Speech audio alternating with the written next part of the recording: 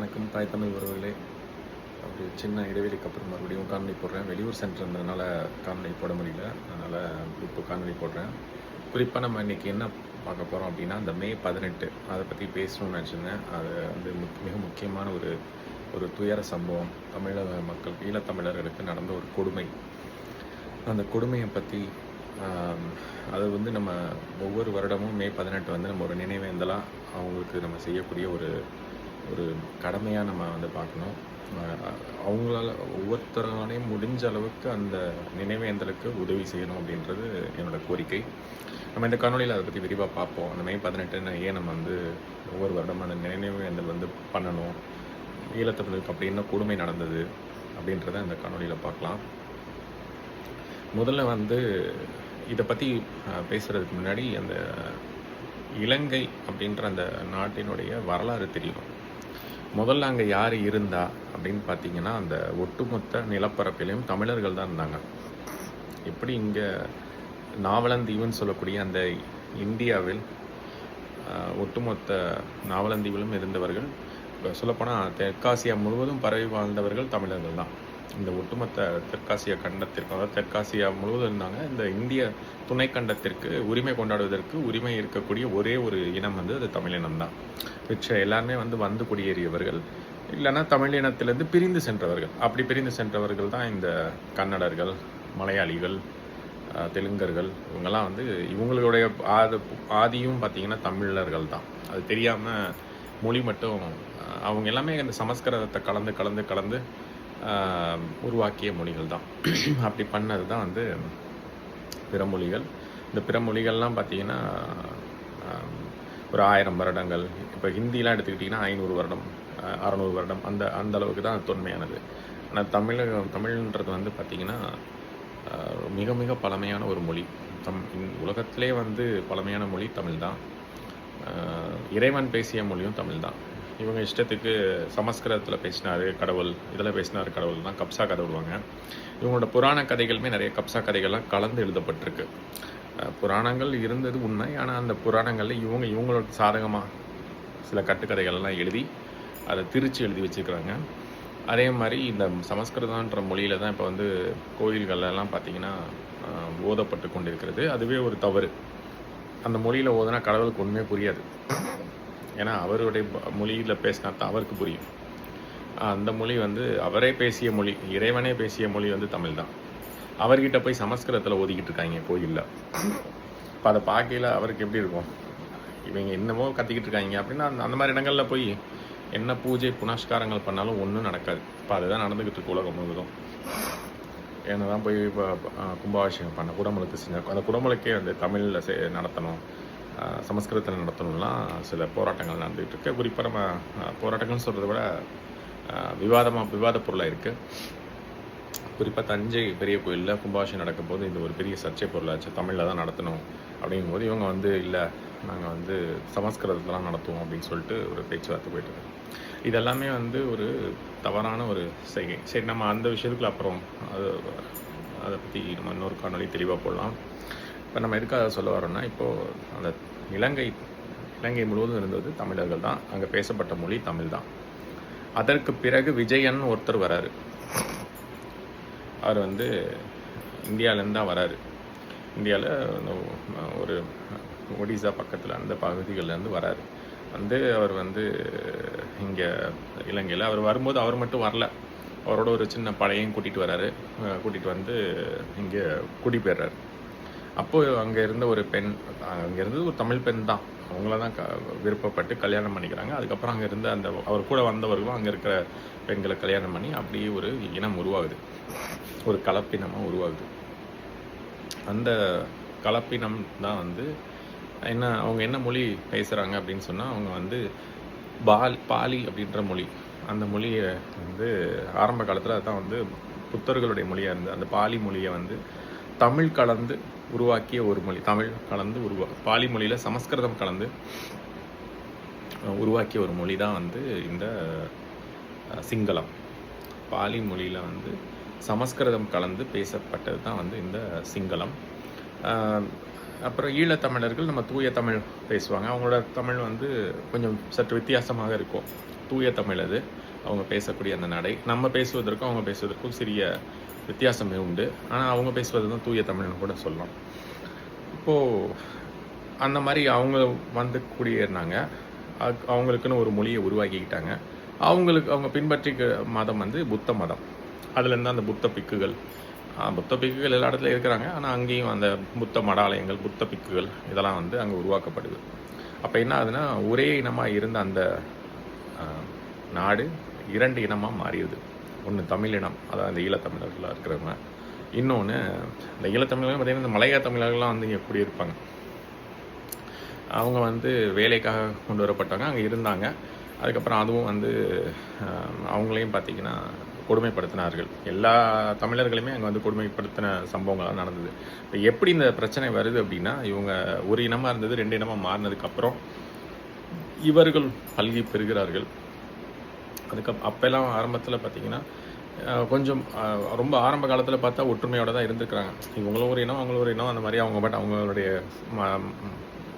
மத வழிபாடுகள், மொழி அப்படி இருந்திருக்கு. அதுக்கப்புறம் தமிழர்கள் அவங்களுடைய மத வழிபாடுகள், அங்கே தானே கதிர்காமம் முருகன் கோயில் இருந்திருக்கு.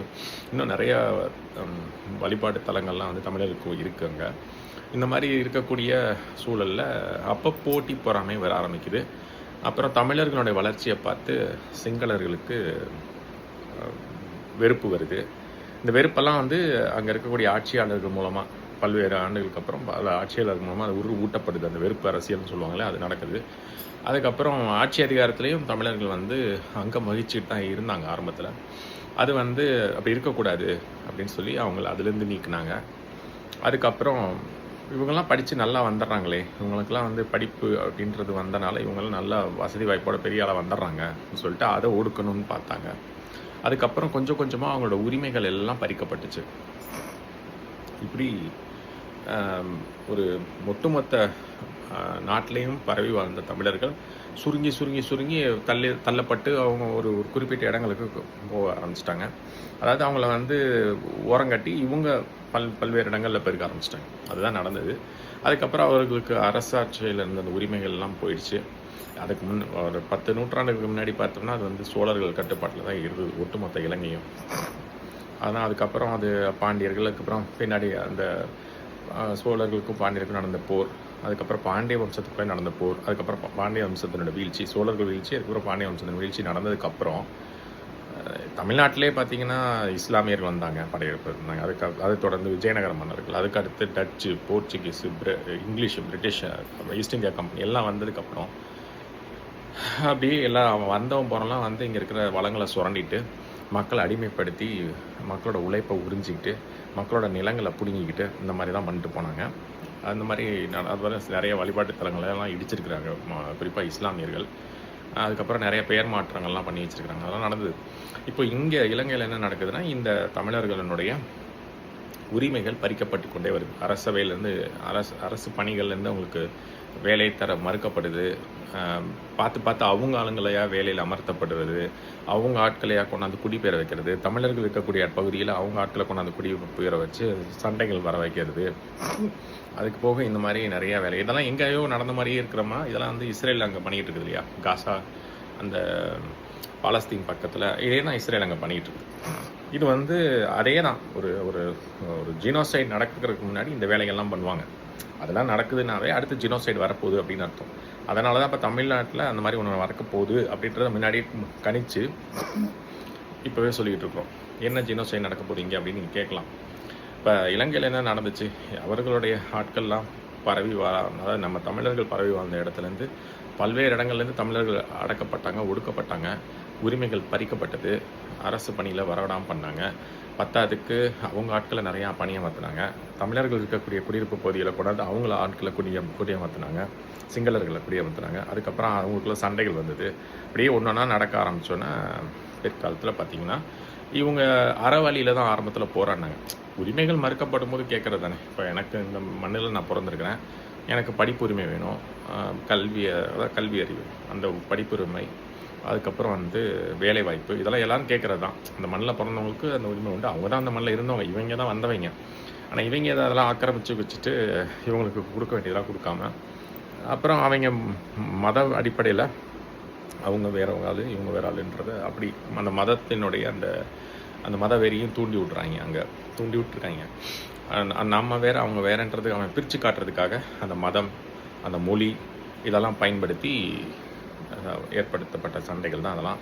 ஆனால் அதை ஒரு காரணமாக வச்சுக்கிட்டு இந்த உரிமைகள்லாம் பறிக்கப்பட்டோன்னே இவங்க அறவழியில் போராட்டம் பண்ணுறாங்க. அந்த அறவழி போராட்டத்தை ஆரம்பத்தில் கண்டும் காணாமல் இருக்காங்க. அப்புறம் போக போக அதையும் ஒடுக்கணும்னு நினைக்கிறாங்க. அப்போ அறவழியில் போராடியும் தங்களுடைய உரிமைகள் கிடைக்கவில்லை அப்படின்னு தெரிஞ்சோன்னே சின்ன சின்ன இனக்குழுக்களாக பிரிந்து ஆயுதம் தாங்கிய போராக உருவாக்குறாங்க. இந்த ஆயுதங்கள்லாம் அப்புறம் அவங்களுக்கு எங்கேருந்து கிடச்சிருக்கும்? சில பேர் அவங்ககிட்ட இருந்த ஆயுதங்கள் இல்லை பக்கத்தில் கிடைச்ச ஆயுதங்கள், அந்த பக்கத்து மாநிலங்கள் பக்கத்து நாடுகள்லேருந்து கிடைச்ச ஆயுதங்கள் வச்சு பண்ணியிருந்தாலும் பெரும்பான்மையாக இவங்களுக்கு ஆயுதம் கொடுத்தவன் வந்து யார் முதல்ல ஆரம்பத்தில் இந்த பயிற்சியெலாம் கொடுத்து ஆயுதங்களை கொடுத்தாங்கன்னா இந்திய நாடு தான். இந்திய நாடு ஏன் இதை செய்யணும் அப்படின்னா, அவன் முதல்ல அவனுடைய எக்ஸ்டர்னல் அஃபேர்ஸ் அந்த கண்ணோட்டம் எப்படி இருந்தது அப்படின்னு பார்த்தா, சரி இலங்கையில் நமக்கு ஒரு பிடிப்பம் இருக்கணும், இலங்கை வந்து சீனாவிடம் சென்று விடக்கூடாது, இல்லை அமெரிக்கா வசம் சென்று விடக்கூடாது, நம்ம கட்டுப்பாட்டில் இருக்கணும்.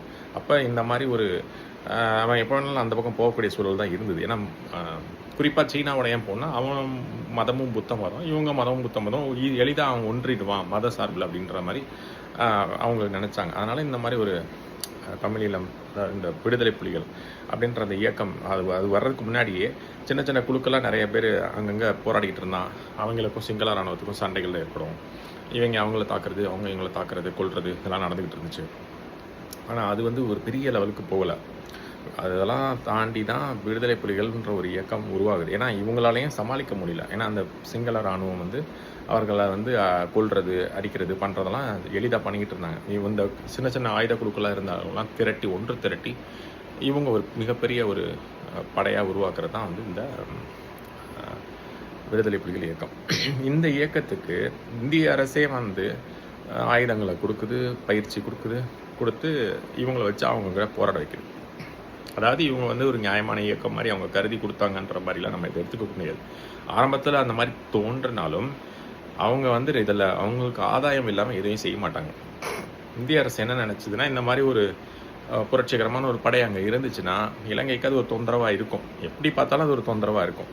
அப்போ அது வந்து அவங்க வந்து தமிழர்களாக இருக்கிறதுனால கண்டிப்பாக இந்தியாவிடம் வந்து ஏதாவது கோரிக்கைகளை முன்வைப்பாங்க. இந்தியாவுக்கு கூட கொஞ்சம் இணக்கமாக போகிறதுக்கு வாய்ப்பு இருக்குது. அவங்களுக்கு ஒரு பிரச்சனை இருக்குது, அந்த பிரச்சனையை சரி பண்ண எங்கே வருவான்? இவங்க வந்து அதாவது தமிழர்கள் இங்கேயும் இருக்காங்க, அங்கேயும் இருக்காங்க. அதனால் இந்த இலங்கை பக்கத்தில் இருக்கிற மிகப்பெரிய நாடுனா அது இந்தியா தான். சீனா கூட ரொம்ப தள்ளி தான் இருக்குது. அதனால் இந்த பிரச்சனைகளுக்கு இருக்குது, இவங்கெல்லாம் உங்கள் ஆட்களோட தொப்புள் கொடி உறவுகளாக இருக்காங்க, அதனால் இவங்கக்கிட்ட வந்து இப்படி பிரச்சனை பண்ணிக்கிட்டு இருக்காங்க அப்படின்னு ஏதாவது ஒன்று பேச்சுவார்த்தை நடத்துறதுக்கு கூட அவன் வந்து இந்தியாவுக்கு தான் அணுகி ஆகணும். அதனால் வந்து அவன் என்ன நினச்சானா, இந்த பிரச்சனை அவனுக்கு இருந்தால் தான் நம்மக்கிட்ட கொஞ்சம் இணக்கமாக போவான் அப்படின்னு சொல்லி அதை வச்சு ஒரு அரசியல் பண்ணலான்னு நினச்சாங்க. எப்படி இந்த காவிரின்னு ஒரு நதியை வச்சுக்கிட்டு அரசியல் பண்ணுறாங்களா 2 மாநிலமும், அந்த மாதிரி அங்கே ஒரு படையை வச்சுக்கினேன்.